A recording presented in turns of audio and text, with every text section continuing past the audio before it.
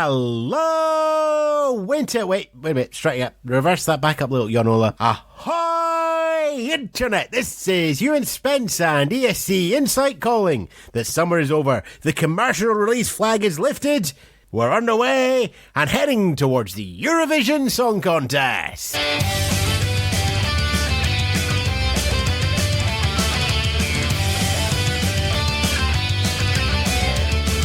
Coming up, where in the world is Eurovision? Some advice for travelling in May, and our first name for the national finals.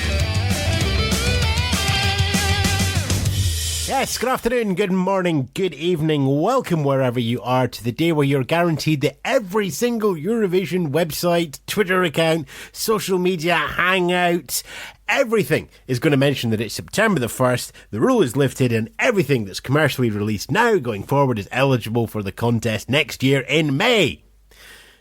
I've just said all of that. Let's assume that I've announced that as well. And we are done. Yes, September the 1st. It's a date in the rule book. Now, strictly speaking, songs must not have been commercially released before September the 1st to be eligible for the Eurovision Song Contest in 2020. Now, that's commercial release, not blanket release, not popped up once on a YouTube or done as an encore at a concert performance, or you heard a clip of it being recorded in a social media Instagram video. Those aren't commercially released. If they're prominent, it's asked that the broadcaster alerts the executive supervisor to make the final decision. And the common sense rule is, that's it, it's common sense. A song shouldn't have a big advantage. It's as simple as that. Okay, there's going to be lots of talk when songs go in, if we've heard a bit of it before, it's reworked from something else. Has it got a big advantage? If it has, no. If it hasn't, we're going to welcome it to somewhere in the Netherlands. In short, whistling the chorus of the song in the cafeteria of the broadcaster does not count as a public performance and bans the song.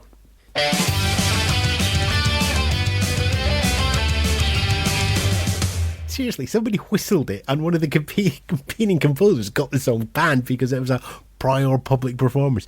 Absolutely fantastic. Anyway, yes, we know where we're going next year. The host city has been announced, handily kicking off the sort of September the 1st 5, although September the 1st is a Sunday, so they did it back on Friday. We are all going to Rotterdam, arguably the favourite. One state was clear that Amsterdam would not be putting in a competitive bid. They had basically lots of events going on, the Dutch Grand Prix, a huge amount of tourists already, and a desire to focus on the rest of the country. Man, Amsterdam kind of did if you really need us to do it, we'll do it, but we'd rather you went elsewhere. At which point, the second largest city of Rotterdam picked up the baton and quietly got about its business in the background. Maastricht stayed in the running for a long time with a huge number of PR stunts, bicycles bringing in their bids, and the occasional mention of, did you know that Andre Rieu's about and quite likes us?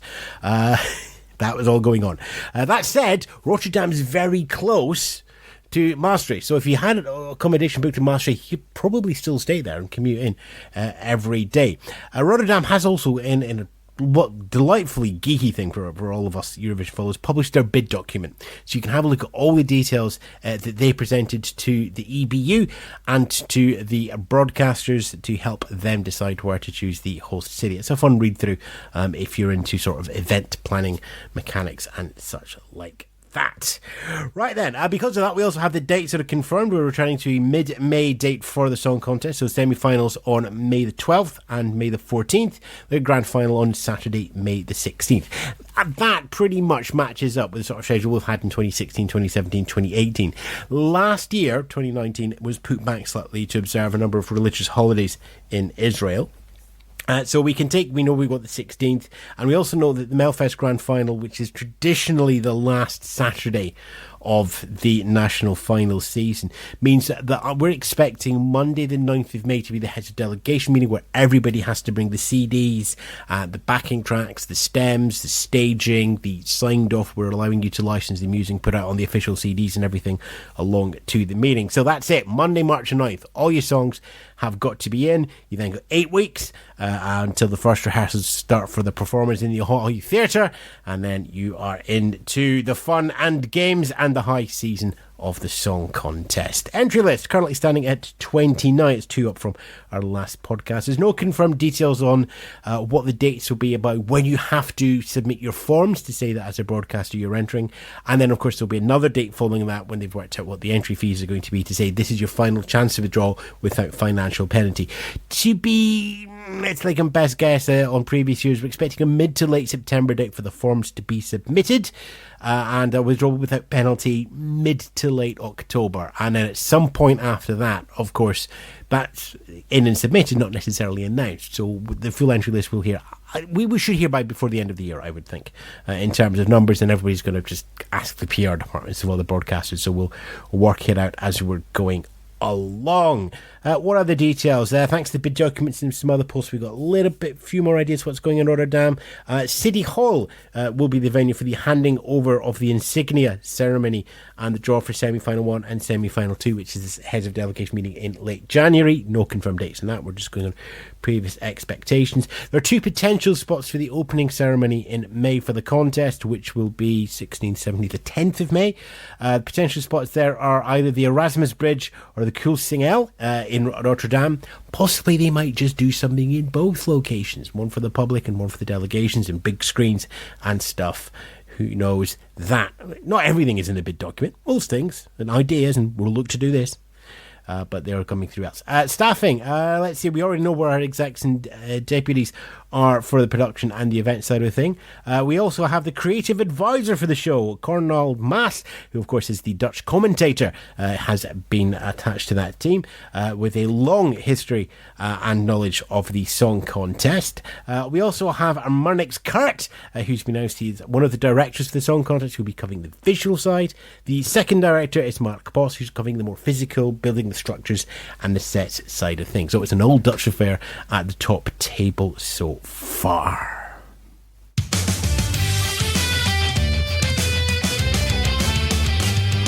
So just before we go any further, for those of you who are new to the podcast or thinking about going to Eurovision, look, a little bit of advice. Travel, hotel and tickets, okay? Travel. First of all, Rotterdam's really close to Amsterdam Schiphol, the main airport. So you can fly into Schiphol. It's 30 minutes on the train. The services are incredibly frequent, and I suspect that most people will be doing that. There is a small airport at Rotterdam that has a handful of services, so you might be lucky and live close to somewhere that has a service to that, but the advice for many, I think, is going to be to fly into Schiphol, especially if you're flying from America. You can get a direct flight and then a 30-minute train, and that keeps quite a few people on the team happy. Train-wise, also, Rotterdam remembers on the Eurostar line, so for people in London, for example, you can take the train. You don't even need to fly, and it's probably about the time it takes you to get to Gatwick or Heathrow. It's probably the same amount of time as well. Or you can do Edinburgh to King's Cross, then walk across to St Pancras and get the train down, which some of our team are also very happy about, not the ones from America. Hotels. Now, if you didn't book in early May when we mentioned it might be Rotterdam on the 16th in our predictions article, prices are now sky high or blocked out. Can we suggest that you just wait? In almost every single Eurovision year, there is a rush to get some hotel space at the point of it being announced. But a lot of those rooms are going to get unlocked mid-March to early April, about 6 to 8 weeks out from when you'll be wanting to turn up. And at that point, we would expect prices to fall to more sensible levels in the whole city. So hold off.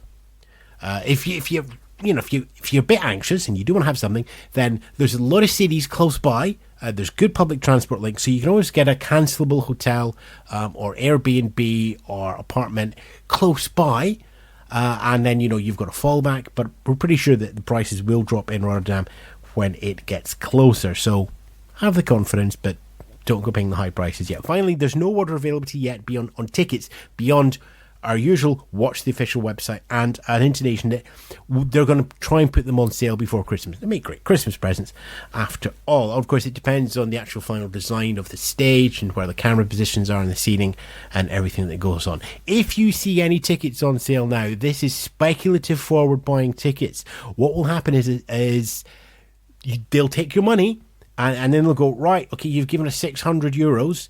We've got to try and now find a ticket for €580 or less so we can turn a profit. And if they can't find it, they'll just simply say, we'll cancel your ticket.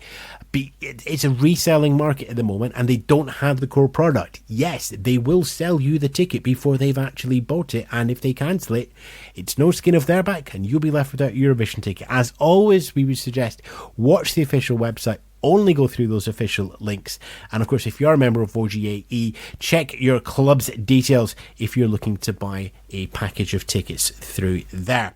But look, if you want to go to Eurovision, just say to yourself, there's no place like home, there's no place like home, there's no place like home. And you will be there at the Eurovision Song Contest. Just make the decision now. The bits and pieces will fall into place. Travel is easy enough. Hotels will turn up. And even if you don't manage to find an official ticket for the final show, there's the dress rehearsals. There's going to be lots of open spaces. There's going to be a lot of stuff on the ground to go through. So you will have a delightful time in Rotterdam at the contest.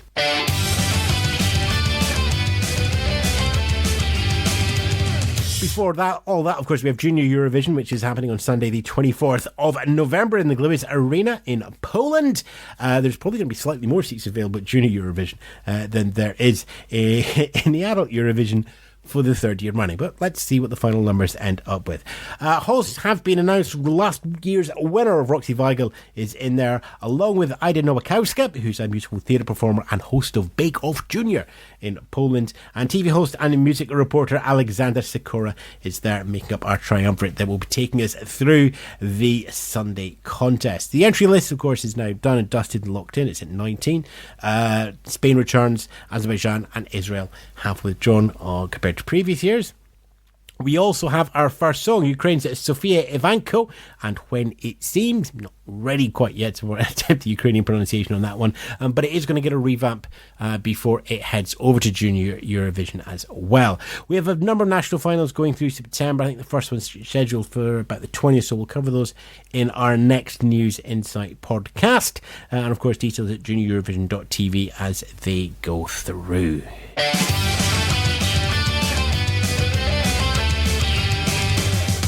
Right, national final results time. Thank you, Sweden. You know, if we just want to get all the traditions out of the way first, then we have that. P4 Nasta, the new music contest organised by SVT and their radio team, have a victor in the shape of Tim Love with his song All I Need Is You. But as is with previous years, it's not necessarily the winner of P4 Nasta that gets the spot in the Melody Festival, and it's decided by a separate jury. And they've decided that Amanda Assa will be picking up the first spot in SVT's Song Spectacular. Of course, P4 Nasta happens before September the 1st, and yeah, your song in P4 Nasta would count as a commercial advantage. So there will be a brand new song from Amanda to take place, where she will be popping up in Melody Festival, and we have our first name, and as the season starts, it ran.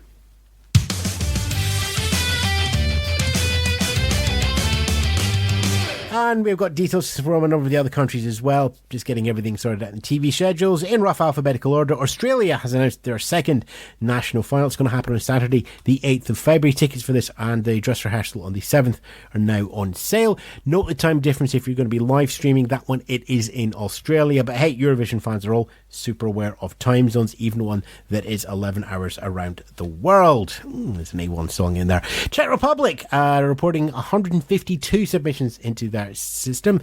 They're now sorting through them for their one-shot national final on January the 25th. So far, that is looking like it's going to be our first artist-song combo for the song contest. I know previously Switzerland occasionally did stuff just before Christmas as well in December, and although Albania will be doing Festival of Kenya as before, we're never quite sure if they're going to stick with the song and if they're going to do a full reworking to bring down their 4.5 minute rock operas into 3 minutes. So there we go there. We'll keep an eye on who is first as we go through as well. For right now, it looks like the Czech Republic with a couple of caveats. Estonia have announced that earlier dates for SD Lau. Semi-finals will be the 13th and the 15th of February. And the national final, once every 4 years is a leap year, and once every 4 years SD Lau decides to have a go at that one as well. So 29th of February. A note here that your stage show should be broadly similar to what you're going to take to the Eurovision stage unless it breaks the rules, just to keep everybody in sort of, I don't want to work too much, because after that we'll only have 10 days or whatever to submit our song and our staging notes to the EBU. Submissions are open now and they will remain open until the 15th of November. Georgia will be using its Pop Idol format again to help select its singer for the Eurovision Song Contest. Georgia Idols, they've already done. They started at the start of August, and the marathon show of the season is expected to start its television broadcast in early January. And, we're conscious of the March 9th deadline, so it will likely finish in July 2022. And at the end of that, we'll have it's a long, complicated process. We'll keep half an eye on it, and at the end we'll have a name and a song, and great, that's what we need. Portugal, 16 songs have been confirmed as the roster for Festival de Canção. Of course, they've still got to select the 16 songs, so it's probably fair to say there are 16 slots available. 14 of those will be songwriters invited by RTP, and they can choose the artist if they so wish on which song to sing. One of them will be selected by the radio show Masterclass, which showcases new music from unpublished writers, and one song and songwriter will be selected by open submission. That's open now, closes on October the 15th, and you will be selected by the 31st of October. It doesn't necessarily say it's announced, but you will know as quickly as possible. Serbia, submissions are also open here and close on November the 15th for Beovizija. Song must be in one of the official languages of Serbia. Foreign composers are welcome. No further dates for details on the national final yet. As always, keep listening to the podcast and we will keep you up to date as things go over, and any snap news that happens in the meantime, you've got us on Twitter and Facebook and all the usual places. Sweden, Melfest dates and locations have been announced. Leishing opens up semi-final 1 on February the 1st, Gothenburg on February the 8th, Luela on February the 15th, and Malmo closes off the semi-finals on February the 22nd. Your second chance takes place in February the 29th in Eskilstuna, and our grand final is in Stockholm on March the 7th. As noted, we already have our song from P4 Nasta. 13 other songs will be selected from the submission process, which is now open, but you only have until the 13th of September to get your songs in there. The balance of the 28 will then be invited through by SVT. They are aiming for 50% female writers and composers here, and that can be a solo effort or a team, which includes a female composer or writer as well.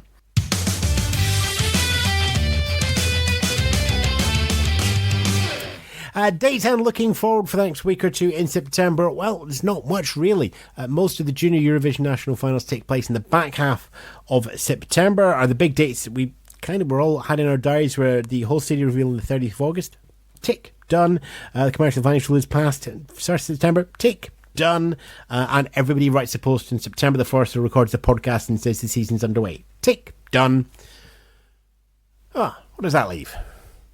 Well, just leaves the guitars, really, doesn't it? ESC Insight's news podcast was hosted by Ewan Spence and written by Ewan Spence and the team at escinsight.com.